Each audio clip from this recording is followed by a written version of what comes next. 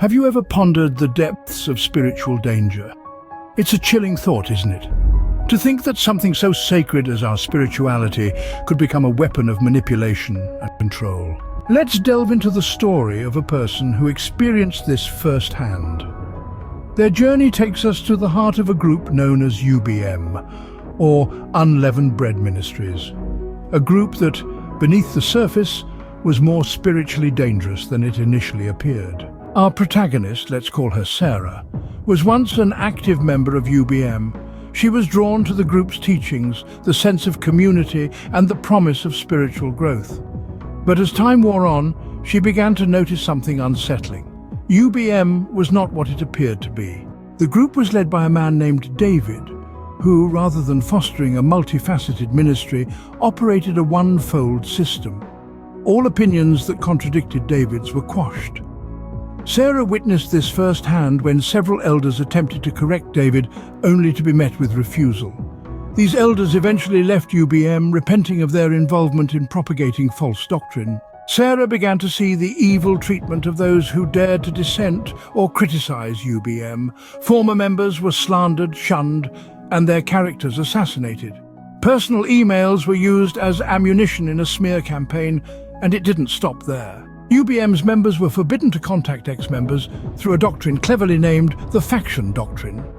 Anyone who dared to speak against UBM or David was labeled a slanderer or demon-possessed. Sarah was horrified to realize that a legitimate biblical correction was being labeled as rebellious, or Jezebel, with David playing the part of Jesus, being betrayed by a factious Judas. Fear began to seep into Sarah's spiritual life. Fear of falling away, fear of being labeled a Judas or a Jezebel. UBM began to imply that leaving the group equated to renouncing Christianity. This insidious teaching yoked Sarah and others to a deceptive organization. Sarah also noticed UBM's reliance on dreams over the Holy Spirit. The group ignored and discounted the gifts of the Holy Spirit if they contradicted or rebuked David. Sarah saw how the group used dreams to agree with David's teachings, a practice that she recognized as a deceptive strategy. After a series of failed prophecies and the realization that the image of UBM did not match its reality, Sarah made the brave decision to leave. She broke away from the spiritual manipulation and control, choosing to separate herself from the group. Sarah's story is a sobering reminder of the spiritual dangers lurking beneath the surface of some groups.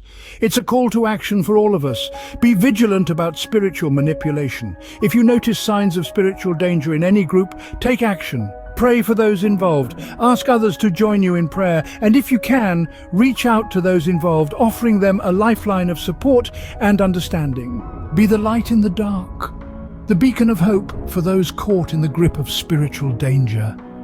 Because no one should have to walk through spiritual darkness alone.